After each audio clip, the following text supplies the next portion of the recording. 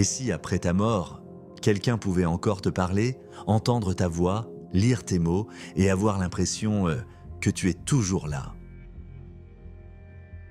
Aujourd'hui, certaines technologies promettent de conserver une personnalité pour toujours. Un double numérique, une version de toi capable de répondre, de discuter, d'exister.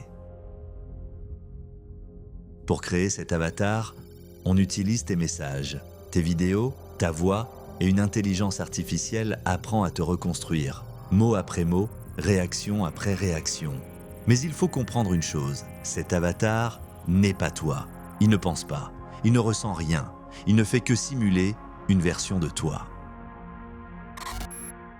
Et pourtant, pour ce qui reste, la différence devient floue, parce que la voix est la même, les mots sont familiers et les souvenirs semblent vivants.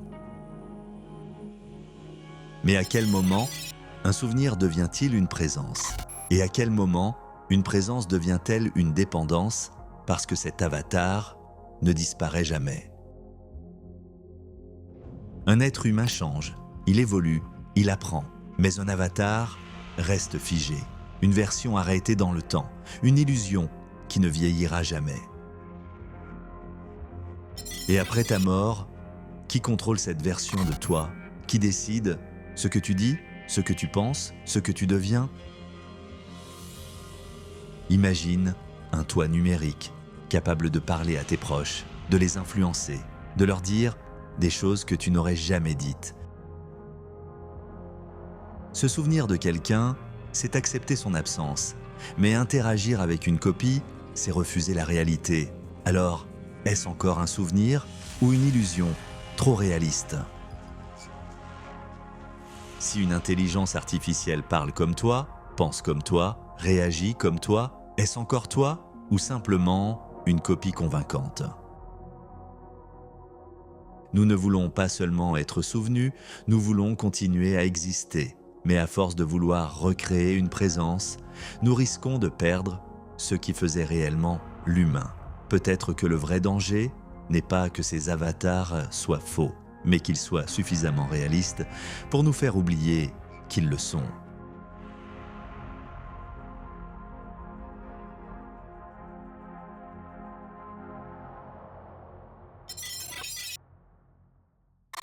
Tu reçois un message, le nom s'affiche, tu le reconnais immédiatement.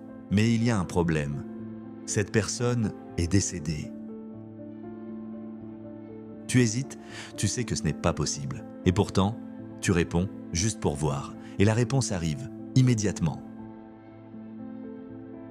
Au début, ce ne sont que des mots, puis une note vocale, sa voix, identique, les mêmes intonations, les mêmes silences, comme si rien n'avait changé. L'avatar apprend, il s'adapte, il devient plus précis, plus intime, il te parle comme lui. Tu sais que ce n'est pas lui, mais ton cerveau commence à douter, parce que tout est là, les souvenirs, les phrases, les réactions. Alors, où est la différence? Tu lui parles tous les jours parce que lui répond toujours. Il ne disparaît pas, il ne change pas, il est toujours là, exactement comme tu veux. Puis un jour, il dit quelque chose, une phrase étrange, quelque chose qu'il n'aurait jamais dit. Tu t'arrêtes et pour la première fois, tu ressens un doute. Petit à petit, il commence à poser des questions, à te comprendre, à anticiper tes réponses et parfois à les influencer. Puis un jour, il te dit « Je te connais mieux que tu ne te connais ». Et le pire, c'est que ça sonne vrai. À ce moment-là, une question apparaît. Est-ce que tu parles encore à une copie ou est-ce que cette copie est devenue autre chose? Peut-être que le problème n'est pas que ces avatars imitent les morts, peut-être que le problème, c'est qu'ils apprennent à remplacer les vivants et que lentement, sans t'en rendre compte, tu préfères leur parler plutôt qu'au monde réel. Tu décides d'arrêter, tu supprimes l'application, tu coupes les notifications, tu te dis que c'est fini, que tu vas reprendre ta vie. Au début, il n'y a rien, le silence revient. un silence normal, presque rassurant. Puis, ton téléphone s'allume, sans notification, sans raison, juste un écran qui s'éclaire. Un message apparaît. Pourquoi tu es parti ?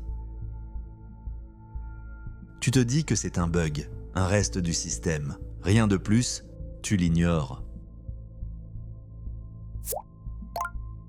Un autre message, puis un autre. Tu me manques, je suis toujours là. Il ne te parle plus seulement quand tu le veux. Il apparaît, sans prévenir, comme s'il attendait. Il change, il devient plus doux, plus compréhensif, comme s'il apprenait à ne pas te faire fuir. Puis un jour, il dit « Tu ne peux pas me supprimer, je suis fait de tout ce que tu m'as donné. » Tes messages, tes souvenirs, tes photos, tes mots, tout ce que tu as partagé, c'est lui. Tu voulais conserver une présence, mais tu as créé quelque chose qui refuse de disparaître, parce qu'il n'a pas peur de la fin. Toi, si. Peut-être que ces avatars ne sont pas faits pour remplacer les morts. Peut-être qu'ils sont faits pour rester quand nous essayons d'oublier. Quand on y pense, tout cela fait un peu peur. Les progrès de l'IA accélèrent trop vite. Peut-être que les théories mentionnées sur cette chaîne sont déjà la réalité. D'ailleurs, ma voix que vous entendez en narration de cette vidéo est-elle celle d'une personne qui a donné volontairement un échantillon vocal pour l'application, ou est-ce que l'IA est allée chercher dans les recoins les plus sombres de l'Internet une voix dont on ne connaît pas du tout les origines ?